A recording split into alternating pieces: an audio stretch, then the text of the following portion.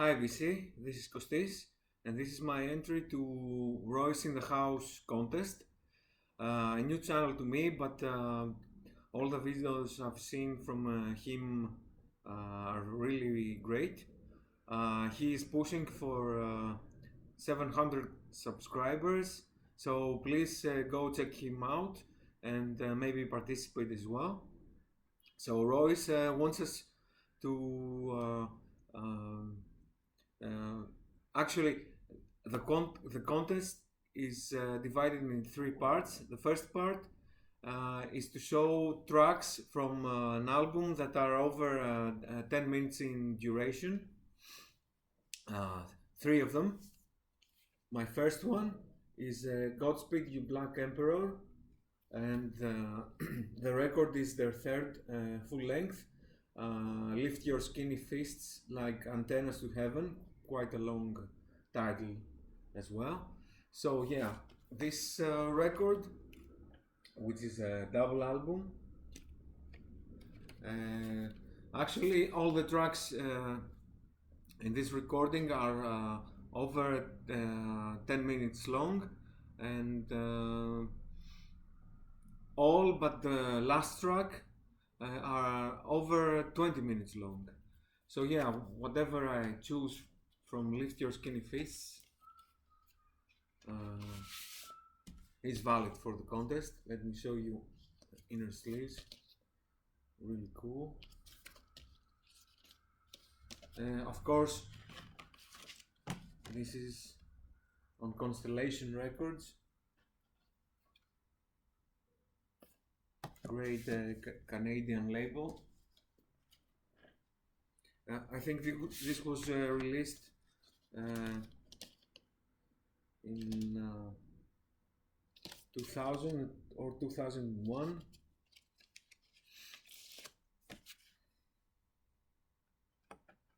Yeah.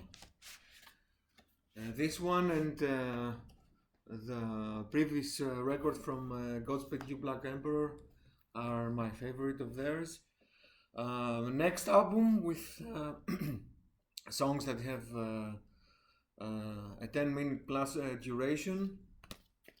Can Tago Mago from 1971, my favorite Can album ever. A gatefold as well, double album, and it has three tracks over 10 minutes, but I think I will go with Hallelujah, 18 minutes and 32 seconds, or maybe I should say Hallelujah, as it's been written down. This is a reissue from the early 2000s, Spoon Records. Yeah, really great album by Can. And the third record is by Coil, Music to Play in the Dark, Volume 1. And the second track on side 1, Birds will Fly Out of the East and Destroy Paris in a Night, is over 10 minutes long. I think it's 11 or something. So yeah, my favorite Coil album after Horse Rotorvator, which I recently got and showed in my latest vinyl finds video. Cool labels. And side D is etched, so no music on side D. This is a reissue actually from 2020, probably. Yeah, the second part of the contest is to show three great keyboardists, and at the beginning I thought I would show stuff like Herbie Hancock or Chick Corea and jazz musicians, but then I thought to myself maybe I should show some keyboard players that were in punk or new wave bands, and um, they don't really get enough love. They are not really talked about their skills. So one example is the keyboard player from Magazine, uh, this guy here, Dave Formula. Yeah, this one. Yeah, this is the album Second Hand Daylight, the second album from Magazine. All three albums from Magazine, the first three of them, for me are truly exceptional. I listened to this last night again. Yeah, it's brilliant. And actually, Dave Formula has written nearly half of the tracks in this record. Yeah, really great. Another keyboardist that started during the punk era is Paul Roessler, this guy here. He originally had the band The Screamers from the LA punk scene, very early LA punk scene. It was a punk band, all with just with synths. And then he formed Twisted Roots with his sister, sorry, Kira Roessler, that of course went to play with Black Flag. And of course, this is Pat Smear. He was in the Germs, of course, and now he's with the Foo Fighters. So yeah, this is a compilation of their recorded output. This is more in the more experimental, not hardcore style of punk rock. It has more in common with the early LA bands that were experimenting.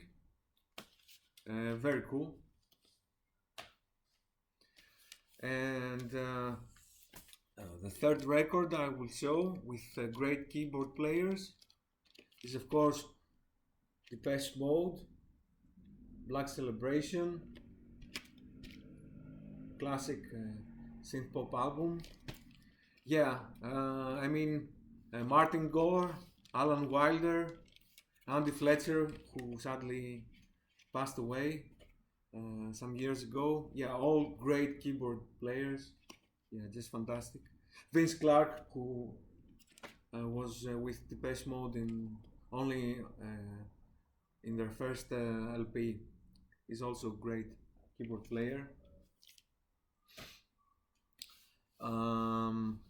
The third part of the contest is to show 3 soundtracks.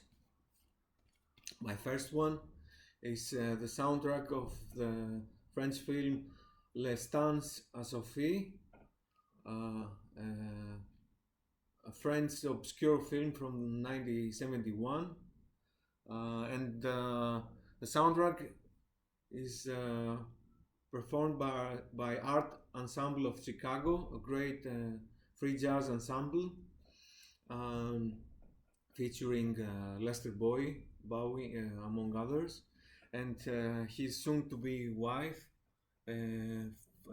Fontella Bass.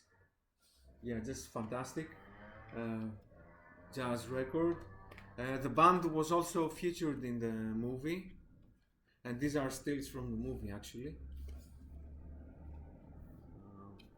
As this picture inside. It was recorded in Paris, and it was actually recorded before the movie was filmed. So it really stands on its own, this record. Yeah, just great. This reissue by Soul Jazz Records. Yeah, the film, as I said, is pretty obscure. I have not watched it ever. Another obscure film by Lucio Fulci, the horror thriller Italian director. Ennio Morricone does the soundtrack. Una lucertola con la pelle di donna, a lizard in a woman's skin or something like this, I think. Yeah, great album, great music by Ennio Morricone, very psychedelic. This Dagord reissue. Actually, I'm not sure if this was originally released as a vinyl soundtrack back in the day. Yeah, very cool. And the last soundtrack, Tetsuo, a film by Shinya Tsukamoto, a great Japanese director, one of my favorites. This is actually a compilation of the music that another Japanese musician, Chu Ishikawa, composed for the first two Tetsuo films, Tetsuo the Iron Man, the first film, and Tetsuo the Body Hammer, the second film. Yeah, really dark industrial music, lots of clanging, metallic, instruments, let's say, in this. Really intense, atmospheric, very dark. Yeah, great industrial record, and cool labels as well. This is a bootleg. I think this has only been officially released on CD in Japan. But yeah, when I saw that it was out on vinyl, even as a bootleg, I had to get it. Yeah, especially the first film, Tetsuo the Iron Man, is really influential. I'm really positive that it has influenced Darren Aronofsky, especially in the beginning of his career as a director. Because if you have seen Pi by Darren Aronofsky, his first film, you can easily recognize the influence of Shinya Tsukamoto in the montage and the really fast cut-ups of the scenes. Yeah, the technique is unmistakably Shinya Tsukamoto's. Yeah, great. And as a bonus question, he told us to show a record that came with a poster. This is my pick. The band is called Bad Breeding. The record is from 2020, Exiled. Really experimental, noisy hardcore punk record. And let me first show the labels.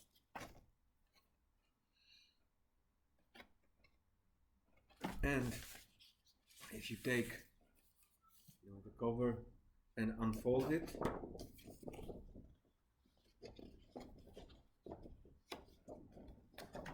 it turns into a really big poster. I'm not sure if you can see the whole thing. Yeah, probably this way. Yeah, yeah, really big. Now I have to find a way to fold it back. Yeah, but anyway, thanks for watching. Great idea and questions for the contest. Please head over to Royce's channel and check it out. And why not? Hope in the contest as well. Thanks for watching. Bye.